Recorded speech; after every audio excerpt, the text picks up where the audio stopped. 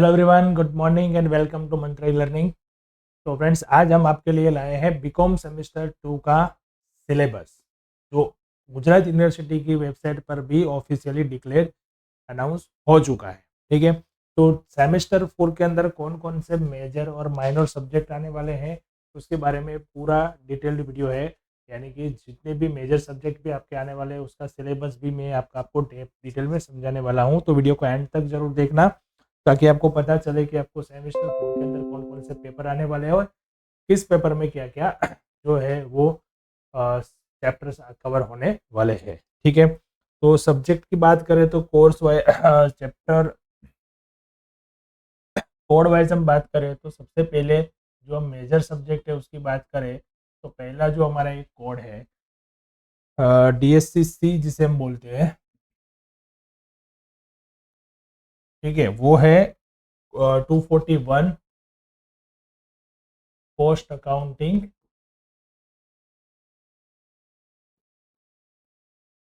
बराबर है, तो पहला सब्जेक्ट ये हमारा है कॉस्ट अकाउंटिंग 2 मेजर सब्जेक्ट के अंदर। फिर है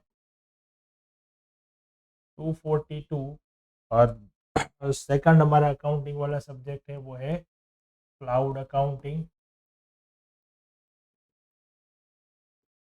2।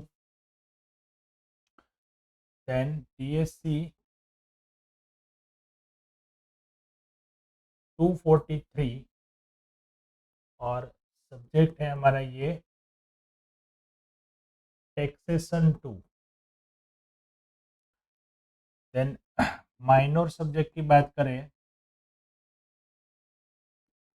तो इसमें है कोड नंबर 244 और ये सब्जेक्ट है हमारा स्टेटिस्टिक्स। ये हमारे चार मेन सब्जेक्ट हो गए। मेजर और माइनर की बात करें तो ये सेमेस्टर 4 के लिए बराबर है।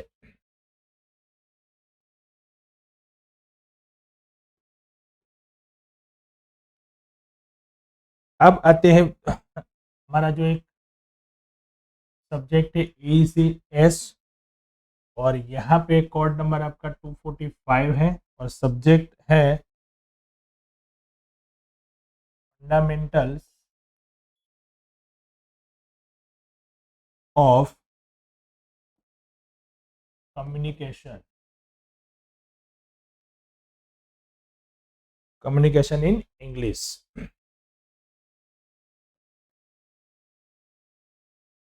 ठीक है, एक ये सब्जेक्ट है हमारा जो 2 क्रेडिट वाला है। और फिर है 246 SEC जो कैटेगरी का आता है, उसमें है एसेंशियल मार्केटिंग कम्युनिकेशन।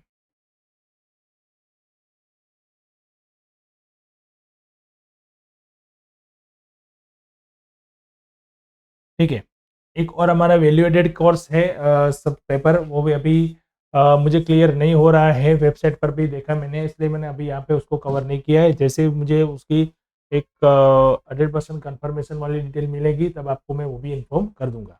ठीक है, तो अभी यहाँ पे हम देख सकते हैं कि ये जो हमारे मेजर माइनर सब्जेक्ट है, 3 मेजर और एक माइनर सब्जेक्ट है, उसकी क्रेडिट की बात करें तो इसकी क्रेडिट कितनी है, 4 है। ठीक है, बाकी के जो है सब्जेक्ट उसकी क्रेडिट यहाँ पे आती है 2। तो इतने हमारे मेन यहाँ पे सब्जेक्ट कवर होने वाले हैं सेमेस्टर 4 के अंदर। यहाँ पे मैंने जो हमारे मेजर माइनर सब्जेक्ट है उसके हम कोर्स की सिलेबस की डिटेल में डिस्कस करते हैं, क्या क्या इसमें सिलेबस कवर किया हुआ है। तो चलिए स्टार्ट करते हैं। यहाँ पे हम सबसे पहला जो हमारा सब्जेक्ट है वो है कॉस्ट अकाउंटिंग 2। बराबर, आप यहाँ पे भी उसका कोड देख सकते हैं। सिलेबस के अंदर भी यहाँ पे मुझे कोड उसका दिया हुआ है DSC CA2 241। ठीक है, क्रेडिट मार्क डिस्ट्रीब्यूशन यहाँ पे दिया हुआ है, 4 क्रेडिट का ये सब्जेक्ट है। अब चलिए बात करते हैं इसके सिलेबस के अंदर क्या क्या कवर किया गया है। तो 4 यूनिट है टोटल। फर्स्ट यूनिट जो है वो है reconciliation of cost and financial account. इस यूनिट के अंदर हमें एक चैप्टर आने वाला है, उसका नाम ही है ये reconciliation of cost and financial account. इसका ब्रीफ में डिटेल में बात करूँ, ब्रीफ बता तो आपको तो ये होता है कि भाई हमारे अकाउंटिंग सिस्टम के अंदर अकाउंटिंग्स अलग अलग टाइप्स के होते हैं, जैसे फाइनेंशियल अकाउंटिंग हो गया, कॉस्ट अकाउंटिंग, मैनेजमेंट अकाउंटिंग वगैरह।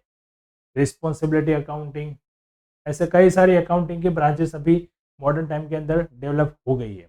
तो फाइनेंशियल अकाउंटिंग और कॉस्ट अकाउंटिंग का भी डिफरेंस हमें पता होना चाहिए। फाइनेंशियल अकाउंटिंग क्या होता है, जो हमारा प्रॉफिट एंड लॉस स्टेटमेंट और बैलेंस शीट होता है वो हमारा फाइनेंशियल अकाउंटिंग होता है। यानी कि जब कोई भी ट्रांजेक्शन हो जाता है उसका हम जो फाइनेंशियल रिकॉर्ड रखते हैं और फाइनेंशियल स्टेटमेंट में उसको शो करते हैं उसको हम बोलते हैं फाइनेंशियल अकाउंटिंग। कॉस्ट अकाउंटिंग का मेन जो पर्पज होता है वो क्या होता है, कॉस्ट को कंट्रोल करना और जो हमारी मैन्युफैक्चरिंग एक्टिविटी जहाँ पे हो रही है या सर्विस जहाँ पे हो रहा है वहाँ पे भी हम यूज करते हैं कॉस्ट अकाउंटिंग के सिस्टम पर। वहाँ पर उसका जो मेन पर्पज होता है क्या होता है, कॉस्ट को कंट्रोल करना या कॉस्ट डिसाइड करना या सेलिंग प्राइस डिसाइड करने के लिए पहले हम कॉस्ट कितने रखेंगे वो। तो इस दोनों के अंदर जो प्रॉफिट आता है वो प्रॉफिट कहीं ना कहीं डिफरेंस होता है। यानी कि फाइनेंशियल अकाउंट में हमें जो मिलता है वो हमारा एक्चुअल प्रॉफिट होता है और कॉस्ट अकाउंट में जो हमने प्रॉफिट फाइंड किया था वो हमारा होता है एजम्पशन वाला प्रॉफिट, कि हम इतनी कॉस्ट करेंगे इतनी सेल प्राइस रखेंगे जितना प्रॉफिट हमें मिलेगा। अब ये दोनों के अंदर जो कॉस्ट प्रॉफिट के अंदर जो डिफरेंसेस आते हैं उसको रिकंसिल करने के लिए एक स्टेटमेंट बनाना होता है, उसको बोलते हैं हम reconciliation statement of cost and financial account. बस वही हमें इस चैप्टर के अंदर सीखना है और यहाँ पे आपको उसका 14 मार्क का क्वेश्चन आने वाला है एग्जाम के अंदर। सेकंड यूनिट है हमारा ऑपरेटिंग कॉस्टिंग या सर्विस कॉस्टिंग। ऑपरेटिंग कॉस्टिंग और सर्विस कॉस्टिंग का मीनिंग ये होता है, जैसे कि हमने यूनिट कॉस्टिंग के अंदर पढ़ा कि भाई जब आप कोई प्रोडक्ट मैन्युफैक्चर करना है तो उसके अंदर उसके एलिमेंट होते हैं मटेरियल्स, लेबर, फिर आता है office expense, selling and distribution expense, बराबर, फैक्ट्री एक्सपेंस। तो ये सारे एलिमेंट से हमने उसकी कॉस्ट डिसाइड की, उसके बाद उसमें प्रॉफिट ऐड किया, सेल प्राइस हमें पता चली। सेम वैसा ही होता है सर्विस का। तो सर्विस बिजनेस के अंदर ऐसे कुछ एलिमेंट्स नहीं होते हैं। तो सर्विस इंडस्ट्री के अंदर जैसे कि यहाँ पे मेंशन किया हुआ है आप देख सकते हैं, जैसे हॉस्पिटल की हो गई, स्टाफ कैंटीन की हो गई, बराबर, ट्रांसपोर्टेशन की हो गई।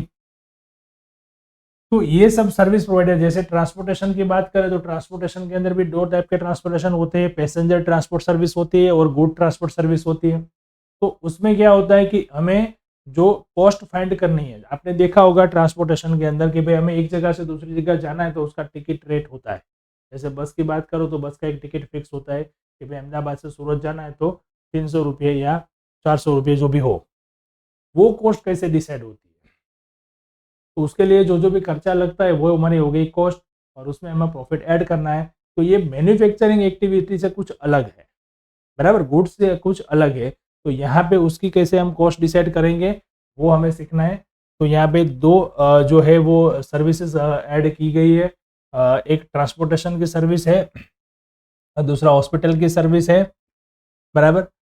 देखेंगे हम चैप्टर के अंदर क्या क्या आता है, बट ये हमें यहाँ पे सीखना है ये चैप्टर ऑपरेटिंग और सर्विस कॉस्टिंग के अंदर। उसके बाद आता है जॉब कॉस्टिंग, बैच कॉस्टिंग और कॉन्ट्रैक्ट कॉस्टिंग। ये हमारा यूनिट 3 में कवर किया गया है। तो ये भी देखो, कॉस्ट जो अकाउंट है, कॉस्ट अकाउंट के अलग अलग फैक्टर है, ये अलग अलग सीओ सिस्टम, अलग मेथड है कॉस्टिंग की। जैसे यूनिट कॉस्टिंग देखा तो मैन्युफैक्चरिंग जहाँ पे होता है वो देखा, सर्विस के लिए ऑपरेटिंग कॉस्टिंग, सर्विस कॉस्टिंग हो गया। वैसे ही जॉब और बेच, जॉब और बेच क्या होता है, तो जॉब और बेच ये होता है कि जहाँ पे जॉब पे काम होता है या बेच पे काम होता है, प्रोडक्शन प्रोसेस जो होता है कंटिन्यूसली नहीं होता है। जैसे प्रिंटिंग डिपार्टमेंट का कोई काम हो गया, प्रिंटिंग का जो इंडस्ट्री है उसके लिए क्या होता है, जब कोई ऑर्डर देता है कि मुझे प्रिंट करवाना है, मुझे इतनी क्वांटिटी में प्रिंट करवाना है, तब वो प्रिंटिंग का काम होता है और पर्टिकुलर वही के लिए होता है। तो उसकी कॉस्ट कितनी लगेगी, तो ये जॉब मुझे प्रिंट करना है तो कितना होगा। वैसे ही वही रिपेयरिंग के अंदर भी ऐसा कुछ होता है कि जब मशीनरी के कुछ पार्ट्स होते हैं, कुछ रिपेयरिंग वगैरह करते हैं, तो वहाँ पे भी पर्टिकुलर वो रिपेयरिंग कितने में होगा उसका एक कॉस्ट हमें निकालना होता है, उसको बोलते हैं हम जॉब कॉस्टिंग, बराबर। बेच कॉस्टिंग वहाँ पे यूज होता है जहाँ पे बेचेस में काम होता है। बेचेस मतलब जैसे फार्मास्यूटिकल कंपनीज की हम बात करें तो फार्मास्यूटिकल कंपनी के अंदर जो दवाइयाँ बनती है, तो दवाइयों के अंदर आपको आपने देखा होगा कोई भी दवा आपके पीछे देखोगे बेच नंबर लिखा होगा। बेच नंबर का मतलब ये होता है कि ये दवाई हमने इस बेच में यानी कि इस क्वांटिटी में तैयार की, उसका बेच नंबर ये है। इसका मतलब ये हुआ कि हमने उसमें क्या क्या मटेरियल यूज़ किया था, क्या क्या वो सब पता चलता है और कितनी क्वांटिटी में कौन से टाइम पे बनाई, वो अलग अलग बेचेस में जहाँ पे प्रोडक्शन होता है, बेचेस में जहाँ पे काम होता है वहाँ पे बेच कॉस्ट का यूज़ करते हैं। तो उसकी को कैसे हमें मेथड यूज़ करनी है वो हमें यहाँ पे सीखनी है। कॉन्ट्रैक्ट, कॉन्ट्रैक्ट कॉस्टिंग की बात करें तो कॉन्ट्रैक्ट का देखा जाए तो कॉन्ट्रैक्ट पे जब काम होता है ज़्यादातर ये होता है बिल्डिंग कॉन्ट्रैक्ट के काम में, बराबर। जैसे मुझे कोई बिल्डिंग बनाना है तो मैंने कोई कॉन्ट्रैक्टर को कॉन्ट्रैक्ट दिया, तो वो पर्टिकुलर मुझे उस बिल्डिंग में क्या क्या रिपेयर करवाना है, क्या नया बनाना है, कुछ करना है, वो हमें डिटेल में यहाँ पे उसकी कॉस्टिंग देगा। तो वो कॉन्ट्रैक्ट कॉस्टिंग में हमें सीखना है। जैसे कॉन्ट्रैक्टर की बात करें तो कॉन्ट्रैक्टर के कई सारे कॉन्ट्रैक्ट चलते हैं, बराबर। एक कॉन्ट्रैक्ट यहाँ है तो दूसरा कॉन्ट्रैक्ट दूसरी जगह पे है, तो उसको क्या करना पड़ता है, अकाउंट कैसे मैनेज करना है कि भाई कौन से कॉन्ट्रैक्ट में से कितना प्रॉफिट मुझे मिला। और सारा जब मतलब पूरे साल का जब हम बैलेंस शीट बनाते हैं तो उसमें सारा कॉन्ट्रैक्ट जितने भी कॉन्ट्रैक्ट उसने इस साल में किए है वो वहाँ पे देखना है, वहाँ पे उसका प्रॉफिट से सर्टेन करना है। और कुछ कॉन्ट्रैक्ट बाकी है तो उसको वर्क इन प्रोग्रेस बोलते हैं, बराबर, कि अभी तक वो बाकी है यानी कि प्रोग्रेस में है, तो उसका कैसे प्रॉफिट हमें निकालना है और फाइनेंशियल अकाउंट में उसको मैच करना है। तो ये सारी चीज़ें हमें इस यूनिट के अंदर इस चैप्टर में सीखनी है। यानी कि अभी तक हो गई हमारे कितने चैप्टर, रिकन्सिलेशन, फिर ऑपरेटिंग कॉस्टिंग, जॉब एंड बेच और कॉन्ट्रैक्ट, यानी 3 यूनिट और 4 चैप्टर हमारे हो गए। अब आता है एक यूनिट 4 लास्ट वाला जो है वो नया ऐड किया गया है, पहले नहीं था, बाकी के तो जो थे वो पहले भी ओल्ड सिलेबस में भी थे, बराबर। अभी ये जो है non integral accounts, cost control account. Non integral accounts क्या होता है, इंटीग्रल अकाउंट क्या होता है पहले तो वो समझिए। जैसे यहाँ पे हमने देखा कि फाइनेंशियल अकाउंट और कॉस्ट अकाउंटिंग की सिस्टम दोनों की अलग होती है, दोनों के पर्पस अलग होते हैं, बट इस दोनों को मर्ज करके हमें देखना होता है, उसको बोलते हैं हम इंटीग्रल अकाउंट।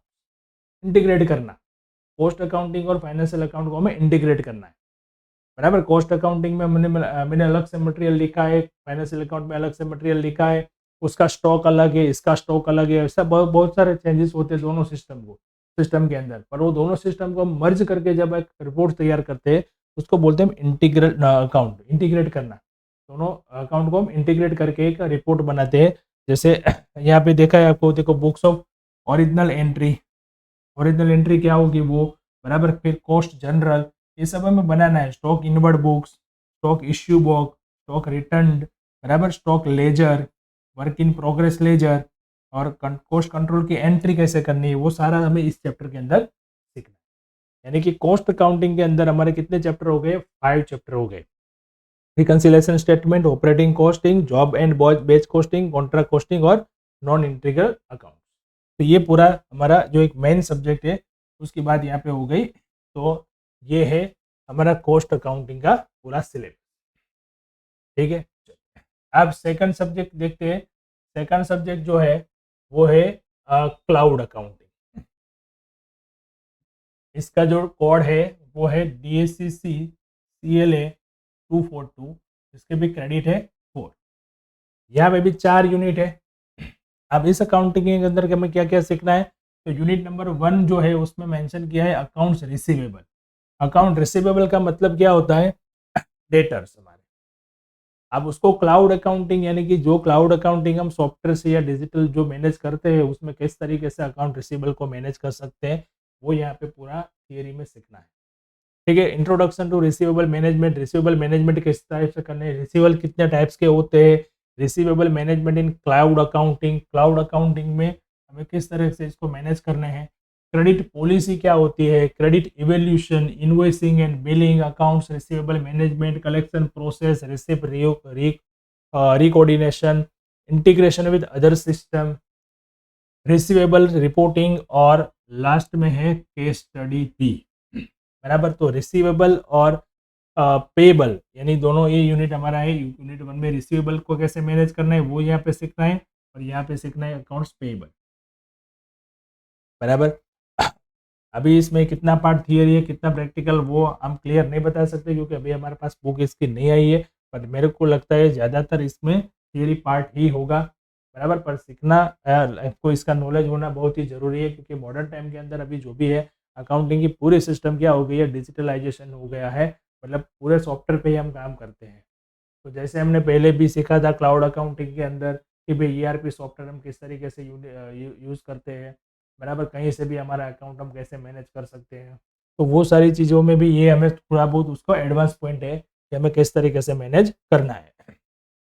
अकाउंट्स पेबल में भी सेम हमें वही सीखना है, इंट्रोडक्शन, फिर क्लाउड अकाउंटिंग का ओवरव्यू क्या है, accounting accounts payable in cloud accounting, invoice management, approval, authorisation, payment processing, reporting, integration with other system, best practice for accounts payable, case study and future trends in accounts payable and cloud accounting. Future में भी accounts payable में क्या क्या manage करना है वो भी यहाँ पे हमें सीखना है।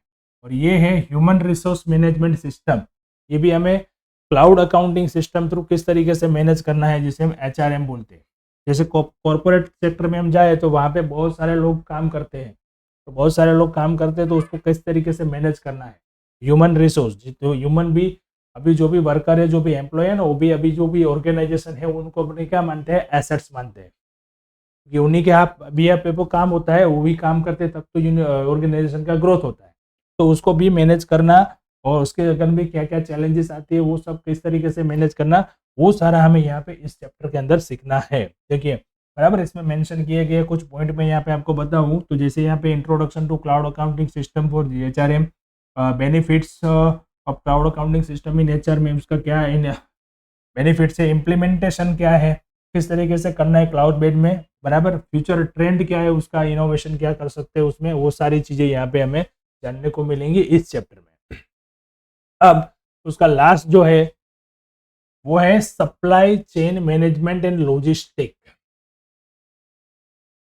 Supply chain management and logistic, ये सप्लाई चेन क्या है, तो सप्लाई चेन के बारे में पूरा जो है वो एक अलग कंसेप्ट ही है अभी के मॉडर्न टाइम के अंदर बिजनेसेस में हम देखने जाए तो, बराबर। Understanding the supply chain management, उसको अंडरस्टैंड करना, logistic in supply chain management, integration of cloud accounting, impact of cloud accounting in supply chain and logistic, and उसके केस स्टडी, फ्यूचर में इसका कैसे ग्रोथ होने वाला है और उसका एजुकेशन एंड करियर अपॉर्चुनिटी इस फील्ड में सप्लाई चेन के अंदर क्या क्या है, वो सारा कुछ हमें इस चैप्टर के अंदर सीखना है। तो ये हमारा सेकंड चैप्टर, सेकंड सब्जेक्ट हो गया क्लाउड अकाउंटिंग, बराबर है। अब देखते हैं थर्ड का सब्जेक्ट, थर्ड नंबर जो है वो हमारा टैक्सेशन है। टैक्सेशन हमने आगे भी सेम 3 के अंदर भी पढ़ा है और यहाँ पे इसका टैक्सेशन 2 है, बराबर। 243 उसका कोड है और 4 क्रेडिट का सब्जेक्ट है। इसमें भी हमें 4 यूनिट में डिवाइड किया गया सिलेबस है हमारा। अब देखते हैं टैक्सेशन 1 में आपने जो कुछ भी सीखा, यानी कि एक इंडिविजुअल के लिए टैक्स प्लानिंग किस तरीके से करना है और टैक्स की इनकम टैक्स जो होता है, इनकम टैक्स के जो 5 हेड्स थे, 5 हेड्स यानी कि फर्स्ट हेड था सैलरी इनकम, सेकंड था हाउस प्रॉपर्टी इनकम, थर्ड था business profession income profit, fourth था कैपिटल गेन और 5 था अदर सोर्स इनकम। तो उसमें से 2 हेडिंग जो थे वो हमने आगे सेमेस्टर 3 के अंदर देखा, सैलरी इनकम और हाउस प्रॉपर्टी इनकम। अब बाकी के जो है वो यहाँ पे कवर किए गए हैं। थर्ड वाला जो है profit and gains of business और प्रोफेशन। तो बिजनेस और प्रोफेशन की जो प्रॉफिट होता है उसको हमें किस तरीके से इनकम टैक्स के अंदर उसके टैक्सेबल इनकम कैसे फाइंड करना है, वो यहाँ पे उसकी सेक्शन वाइज हमें दिया है, सेक्शन 28 से लेके 40 तक जो भी उसकी प्रोविजन है वो सब यहाँ पे हमें देखना है। और यहाँ पे नोट भी मेंशन किया है, comprehensive problems on computation of taxable profit of business और profession involving detailed computation of admissible depreciation shall not be asked, बराबर। यानी कि डिटेल्ड में बहुत जो कंप्यूटेशन हमें करना होता है, जैसे डेप्रिसिएशन का कुछ ऐसे इंपॉर्टेंट पार्ट्स होते हैं, उतना डिटेल में नहीं है, यानी कि थोड़े बेसिक लेवल पे अपना ये है, ये हमें यहाँ पे नोट प्रोवाइड कर रहे हैं, बराबर। ओके, तो बिजनेस का ये एक हेड हमारा हो गया, बिजनेस इनकम का ये यूनिट 1 में ये चैप्टर कवर किया गया है। उसके बाद आता है फोर्थ हेडिंग हमारा कैपिटल गेन्स इनकम जो थी वो। तो कैपिटल गेन्स का मतलब ये होता है जब हम कोई एसेट को सेल करते हैं, एसेट यानी कोई मिल्कियत को जब हम सेल करते हैं और उसमें से जो प्रॉफिट अराइज होता है उसको बोलते हैं हम कैपिटल गेन। तो इससे पहले हमें समझना होता है कि भाई एसेट क्या होती है, कौन सी एसेट है, उसको सेल करेंगे तो कैपिटल गेन होगा। एसेट्स बहुत टाइप की होती है, तो as per income tax capital asset क्या होती है वो हमें सीखना है पहले यहाँ पे। फिर उसकी जो भी प्रोविजन इनकम टैक्स एक्ट में हमें सेक्शन 45 से लेके 51 तक और 54, 54B EC of F and 55 में जो हमें एग्जम्पशन का भी बेनिफिट यहाँ पे दिया है कि कौन से कैपिटल गेन का आप कहाँ पे इन्वेस्टमेंट करोगे, किस तरीके से उसका प्लानिंग करके आप कर सकते हो, तो आपको टैक्स कम भरना पड़ेगा, यानी कि वो टैक्सेबल इनकम आपकी कम हो जाएगी। तो ये सारा चीज़ हमें यहाँ पे इसमें सीखना है। ओके, दूसरा है यहाँ पे relevant cost inflection number must be provided the question. ये हम सीखेंगे कैपिटल गेन जब हम सीखेंगे तब कि भाई इन्फ्लेशन क्या होता है, इन्फ्लेशन इंडेक्स नंबर क्या होता है, इन्फ्लेशन इंडेक्स नंबर को किस तरीके से हमें कैपिटल गेन में यूज करना है। दो टाइप के कैपिटल गेन होते हैं, शॉर्ट टर्म कैपिटल गेन और लॉन्ग टर्म कैपिटल गेन। अब इस दोनों की किस तरीके से प्रोविजन को यूज करके इनकम टैक्स में जो जो भी हमें रूल्स दिए गए हैं वो रूल्स को फॉलो करके हमें कैसे फाइंड करना है कि कौन सा शॉर्ट टर्म है और कौन सा लॉन्ग टर्म है, वो क्या क्या चीज़ें, वो सारा कुछ इस चैप्टर में हम सीखेंगे। ठीक है, अब यूनिट नंबर 3 पे आते हैं। तो यहाँ पे हमारा जो है वो 5 नंबर का, सॉरी यूनिट 2 का अंदर एक बाकी रह गया, इनकम फ्रॉम अदर सोर्सेज। ये 5 वाला जो हेड है हमारे इनकम का वो यहाँ पे कवर किया गया है। उसका भी सेक्शन 56 से लेके 59 तक की जो भी प्रोविजन है वो यहाँ पे कवर की गई है। और इसमें हमें ये भी नोट दिया गया है कि in case of securities and other investment the rate of TDS and types of security listed और unlisted must be explained in the question paper. तो अदर सोर्स की इनकम जो होती है ना, वो आपको ब्रीफ में मैं ये बताऊं तो इसका मतलब ये होता है, पहले 4 हेड थे हमारे, salary income, house property income, business profession, capital gain. इस सब का पर्टिकुलर एक फिक्स हो गया। सैलरी इनकम का मतलब क्या हुआ, जब एम्प्लॉयर और एम्प्लॉय का रिलेशन होता है तो सैलरी इनकम होती है, वो चाहे एम्प्लॉयर से एम्प्लॉय को कुछ भी मिले वो सैलरी इनकम है, ऐसा हम शॉर्ट में बता सकते हैं। फिर आगे हाउस प्रॉपर्टी के अंदर भी हमने देखा सेल्फ रेसिडेंस का हाउस है, उसी की बात हुई है वहाँ पे, बराबर। उसमें भी हम 1-2 रख सकते हैं सेल्फ के लिए, बाकी के जो डिम लेट आउट करके हम उसकी कैलकुलेशन हमें करनी पड़ती है। अब आते हैं बिजनेस और प्रोफेशन भी यहाँ पे कवर कर लिया, बिजनेस का प्रॉफिट हो या प्रोफेशन का प्रॉफिट हो। फिर कैपिटल गेन कवर किया, क्या हुआ उसमें कोई एसेट सेल की तो। अब इसके अलावा जो भी इनकम बची, जैसे कि मैंने एफडी कर दी बैंक में तो उसका इंटरेस्ट मिलता है, तो वो तो ना तो सैलरी इनकम है, ना हाउस प्रॉपर्टी की इनकम है, ना कैपिटल गेन है, ना बिजनेस का इनकम है, तो वो कहाँ पे कवर होगा, अदर। क्लियर है। अब तो ऐसी कोई भी इनकम जो हमारी अगले 4 हेड में कवर नहीं हो रही है वो सारी कहाँ पे कवर होगी, अदर सोर्स इनकम के हेड में। तो इसमें क्या क्या कवर होगा वो हम देखेंगे सेक्शन 56 से 59 के अंदर। और यहाँ पे टीडीएस का भी एक प्रोविजन होता है, टीडीएस मतलब टैक्स डिडक्टेड एट सोर्स। तो टीडीएस का रेट हमें दिया गया होना चाहिए, और जो भी इन्वेस्टमेंट मतलब सिक्योरिटी जो भी हमने की उसकी भी हमें डिटेल यहाँ पे क्वेश्चन में प्रोवाइड की गई होनी चाहिए, ये हमें यहाँ पे बता। ठीक है, अब चलिए आते हैं यूनिट नंबर 3 के ऊपर।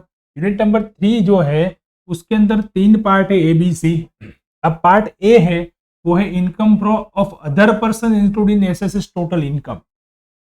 मतलब क्या हुआ कि एसएससी हमें पता है, एसएससी कौन होता है, पर्सन जो टैक्स पे करने वाला पर्सन होता है उसको हम एसएससी बोलते हैं, जो टैक्स पे करने के लिए लायबल है। दूसरे ऐसे पर्सन की इनकम जो है वो भी वो एसएससी की इनकम में क्लब हो जाती है, इसको क्लबिंग प्रोविजन बोलते हैं।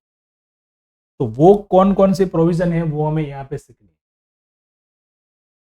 जैसे फैमिली मेंबर हो गए उनके, बराबर, वो कोई बिजनेस नहीं करते बट उनकी इनकम है और उनकी इनकम जो है वो एक्सेम्पशन लिमिट से कम है, तो वो इनकम टैक्स रिटर्न फाइल नहीं करेंगे और उनके ऊपर इनकम टैक्स नहीं लगेगा। तो ऐसी कुछ इनकम जो है वो इस पर्सन के इनकम में क्लब हो जाती है। वो कैसे होता है, क्या होता है, डिटेल में हम इस चैप्टर के अंदर सीखेंगे, बराबर। देन है aggregation of total income and set of carry forward of losses. अब एग्रीगेशन ऑफ टोटल इनकम मतलब टोटल इनकम किस तरह से, मतलब 5 हेड्स हो गए, 5 हेड्स की इनकम का टोटल। उसके बाद क्लबिंग यानी कि कोई अलग अलग पर्सन की इनकम इसके अंदर क्लब हो जाएगी, बराबर। वो टोटल जब होगा उसको हम बोलेंगे aggregate total turnover, total income. अब एग्रीगेट टोटल इनकम मिल गई, अब उसके अंदर क्या होता है, सेट ऑफ का मतलब ये होता है कि भाई हमारे पास 5 हेड्स थे, 5 हेड्स में मान लो कि सैलरी इनकम है मेरी, तो वो इनकम गिनी जाएगी, उसके ऊपर टैक्स लगेगा। बट हाउस प्रॉपर्टी में मैंने होम लोन लेके रखा है तो वहाँ पे वो लॉस में दिख रहा है, इनकम है ही नहीं, तो ये लॉस जो है वो सैलरी इनकम के सामने सेट ऑफ हो जाएगा, एडजस्ट हो जाएगा, उतनी सैलरी इनकम आपकी कम हो जाएगी।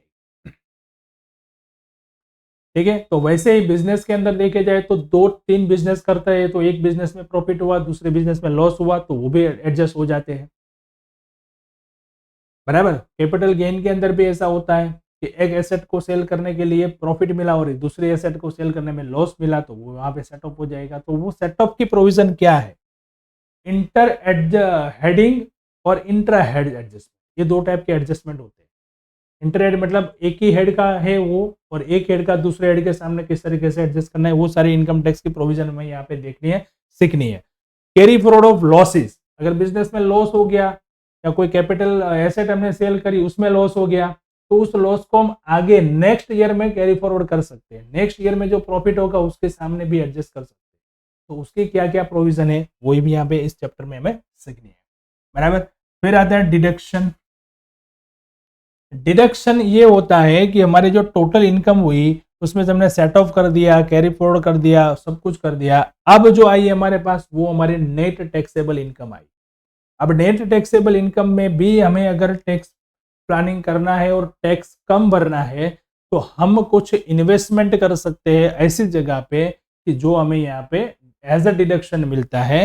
तो डिडक्शन की पूरी जो प्रोविजन है वो सेक्शन 80 में दी गई है इनकम टैक्स एक्ट के अंदर।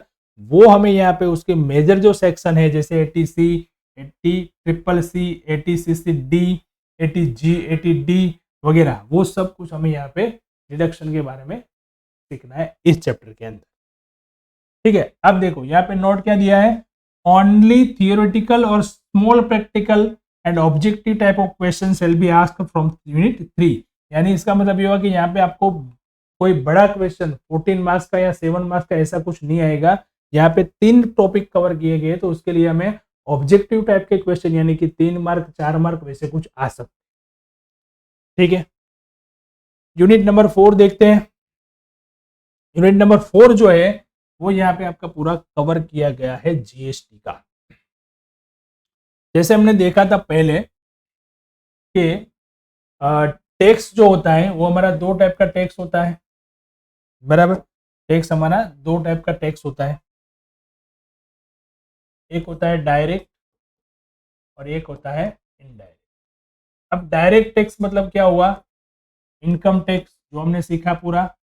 इनडायरेक्ट टैक्स में क्या कवर होता है, जीएसटी। तो ये यूनिट जो है आपका वो यहाँ पे जीएसटी में कवर किया हुआ है, मतलब कि इनडायरेक्ट टैक्स में कवर किया है, बराबर। क्या क्या सीखेंगे हम इस चैप्टर के अंदर, इस यूनिट के अंदर, तो जीएसटी का पूरा concept, salient features of GST, benefits of GST, GST council क्या है, उसके फंक्शन क्या है, overview of GST act, GST act पूरा है उसका ओवरव्यू करेंगे। Central goods and service tax यानी कि सीजीएसटी, ये हम बात करेंगे सीजीएसटी।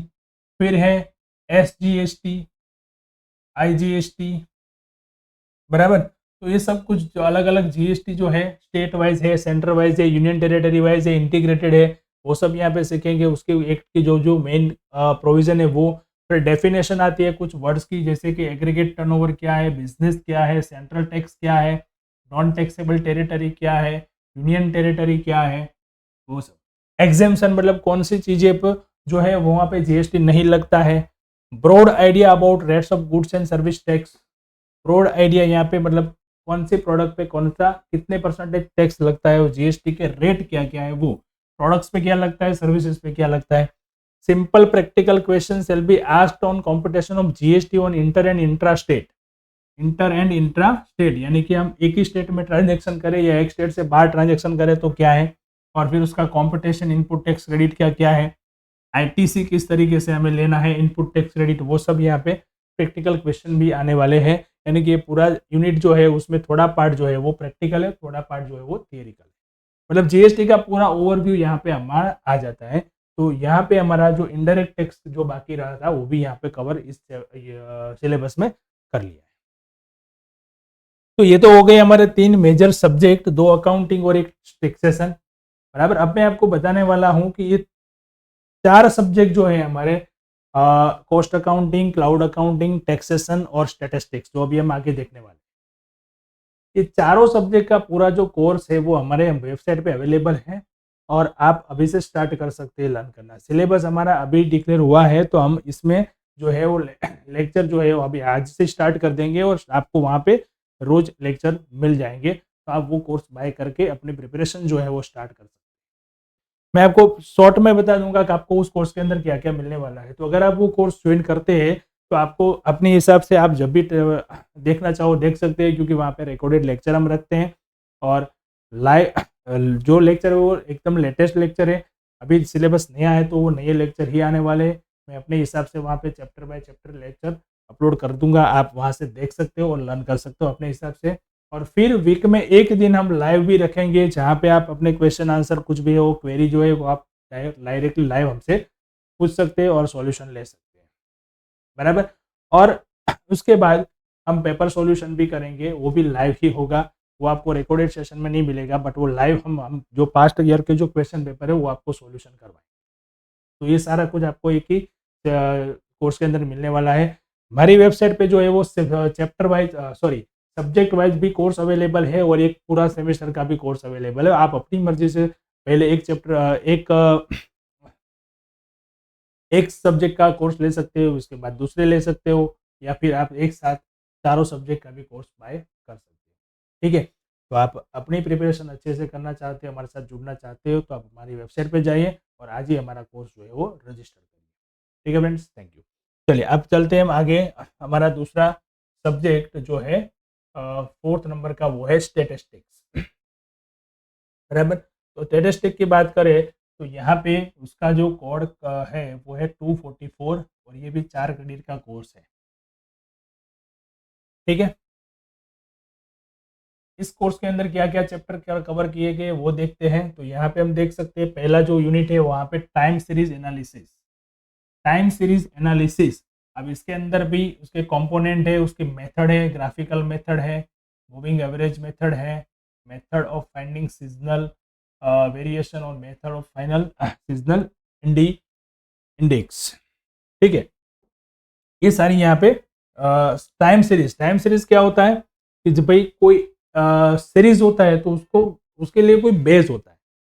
अब यहाँ पे टाइम सीरीज का मतलब ये होता है कि जिसका बेस होता है टाइम, ये ज्यादातर हमें यूज करनी होती है ट्रेंड देखने के अंदर। जैसे कि मान लो कोई कंपनी का सेल्स है, तो सेल्स मंथ वाइज कितना गया, ऊपर गया या नीचे गया, बराबर। जैसे कोई कंपनी है उसकी प्रोडक्ट जो है वो सीजनल है, तो कौन से सीजन में ज़्यादा बिकता है, कौन से सीजन में ज़्यादा कम होता है, वो सारा कुछ यहाँ पे जो एनालिसिस करना होता है, वहाँ पे हमें टाइम सीरीज की जो मेथड्स कुछ है वो हमें यूज़ करनी होती है।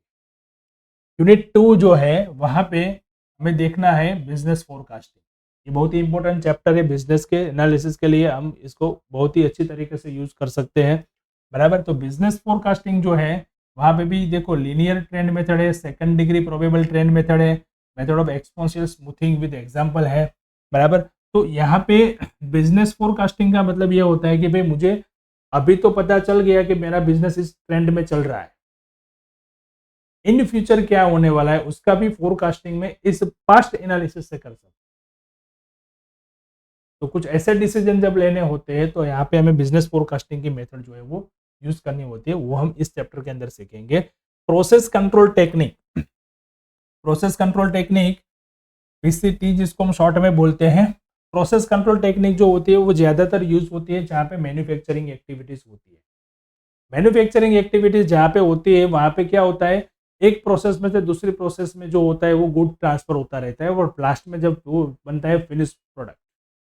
तो अब यहाँ पे कौन सी प्रोसेस जो है वो कंट्रोल में है और कौन सी प्रोसेस जो कंट्रोल में नहीं है, वो देखने के लिए यहाँ उसकी कुछ मेथड होती है वो हमें यहाँ पे सीखनी होती है। जैसे हम यहाँ पे हमें चार्ट बनाने होते हैं, जैसे एक एक्स बार चार्ट होता है, आर चार्ट होता है, बराबर। शॉर्ट में अभी हम आपको समझाऊं तो हम ये कह सकते हैं कि ये जो मेथड है प्रोसेस कंट्रोल टेक्निक की जो मेथड है वो हम इस तरीके से यूज करते हैं कि जहाँ पे हम कोई प्रोडक्शन, जैसे मान लो कि हमने कोई प्रोडक्शन किया हुआ है, उसके जितने भी यूनिट्स मिले हैं उसमें जब हम कुछ यूनिट सैंपल लेके उसका पूरा जो है वो अनुमान लगाते हैं कि भाई ये प्रोडक्शन कैसा है, अच्छा है या खराब है, क्या है। ठीक है, बट क्या होता है सैंपल के अंदर जो रिजल्ट मिलते हैं उसको हमें पॉपुलेशन के साथ अगर कंपेयर करना है तो कुछ ना कुछ वहाँ पे थोड़ा बहुत मिसिंग रहता है। और जो प्रोडक्शन हमारा तैयार हो गया था वो 100% क्वालिटी कभी नहीं होता, उसमें 90% या 101% हो सकता है। अगर क्वालिटी ज़्यादा हो गई तो भी नुकसान है, अगर क्वालिटी कम हुई तो भी नुकसान। तो कस्टमर जो होते हैं वो कस्टमर का एक क्लास ऐसा होता है जो कुछ कमियां बेयर कर सकते हैं, यानी कि 99% तक चल सकता है, बराबर। तो हमें वो लाइन एक डिसाइड करनी है कि भाई कितना कम होगा तो चलेगा और कितना ज़्यादा होगा तो हमारा कॉस्ट ज़्यादा नहीं होगा। ये होता है लाइन। लाइन मतलब कि ये कंट्रोल की एक लिमिट हो गई कि भाई अगर मेरी प्रोसेस जो है वो हाई क्वालिटी में जाएगी तो यहाँ तक जाएगी तो मुझे कॉस्ट का नुकसान नहीं है, अगर लो क्वालिटी में जाएगी तो लो क्वालिटी के यहाँ तक जाएगी तो कस्टमर एक्सेप्ट करने वाले हैं। बस ये दोनों बीच दोनों के अंदर प्रोसेस रहती है तो प्रोसेस कंट्रोल में है, अगर उससे बाहर गई या इससे बाहर गई तो प्रोसेस कंट्रोल में नहीं है। तुरंत हमें वो जो पॉइंट बाहर है उसको हमें कैसे दूर करना है वो देखना होता है, बराबर। फिर एनपी चार्ट भी आता है और पीसी चार्ट भी आता है, पी चार्ट भी आता है, ऐसे कुछ 5 टाइप्स के चार्ट्स आते हैं जो हम इस चैप्टर के अंदर सीखेंगे यूनिट नंबर 3 के अंदर। और लास्ट जो है वो है एक्सेप्टेंस सैम्पलिंग, बराबर। तो ये भी सैम्पलिंग की एक मेथड है, बराबर। प्रोडक्ट कंट्रोल टेक्निक ही है यहाँ पे, जैसे हम प्रोसेस कंट्रोल टेक्निक कर देते यहाँ पे प्रोडक्ट कंट्रोल टेक्निक है। तो कितने में से कितना मुझे सैंपल लेना चाहिए, कितनी मैंने प्रोडक्ट तैयार की, जो पॉपुलेशन है उसमें से सैंपलिंग कैसे करना है, बराबर। अलग अलग लोट प्रोडक्ट हुए हैं तो अलग अलग लोट में से मुझे कितना कितना सैंपल लेके एनालिसिस करना है और फिर जो है पॉपुलेशन पूरा प्रोडक्ट पूरा जो है उस पर मुझे अनुमान लगाना। तो वही उस टाइप के कुछ मेथड है जहाँ पे average sample number, average total inspection, average outgoing quality, OC curve करके एक मेथड है, बराबर। जो हम देख के हमारा ये सब देख सकते हैं कि मैं किस तरीके से सैंपलिंग करनी है, बराबर। ये सब उसके टर्म्स है और है, जैसे कि एसएसपी, इसका मतलब सिंगल सैंपलिंग प्लान होता है, AQL acceptable quality level, lot tolerance proportion defective, LTPD. तो ये सब कुछ यहाँ पे भी हम पूरा सीखेंगे कि किस तरीके से हमें सैंपलिंग करना है। तो यहाँ पे हमारा ये कवर होता है स्टेटिस्टिक का सब्जेक्ट जो 4 यूनिट में। तो यहाँ पे हमने देखे कि यहाँ पे भी 4 सब्जेक्ट 4 चैप्टर हैं। एक है एक्सेप्टिंग सैंपलिंग, दूसरा है हमारा क्यों बंद हो गया,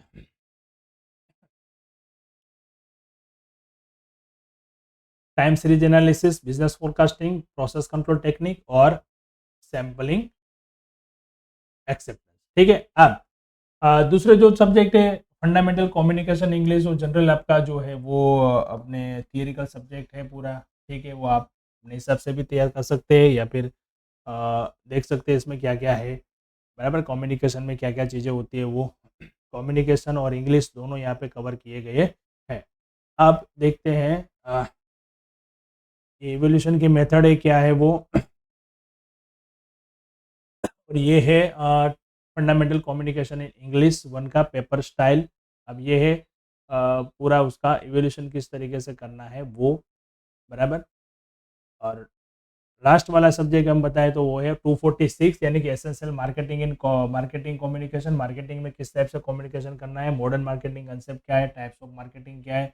तो ये सारी चीज़ें जो है वो आप अपने खुद से देख के भी कर सकते हो, इसकी बुक भी अभी अवेलेबल हो गई है, बराबर। मेरा काम था कि आपके मेजर जो सब्जेक्ट है 3 और एक स्टेटिस्टिक्स, वो पूरा सिलेबस हम कवर आपको करवाएंगे हमारे कोर्स के अंदर।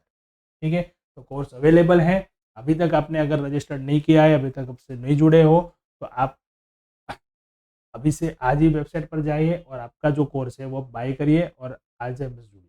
जैसे ही आप कोर्स अपना बाय करोगे हमारी टीम से आपको कॉल आ जाएगा और फिर आगे क्या प्रोसेस करनी है, किस तरीके से आपको लेक्चर मिलेंगे, किस तरीके से आप लाइव हमारे साथ कनेक्ट होंगे, वो सारी डिटेल्स आपको वहाँ पे बताई जाएगी। अगर ये भी कोर्स आपको पीडीएफ में चाहिए तो इस वीडियो के डिस्क्रिप्शन में मैं यहाँ पे लिंक डाल देता हूँ, वहाँ से आप डाउनलोड कर सकते हैं। ठीक है friends, thank you and have a good.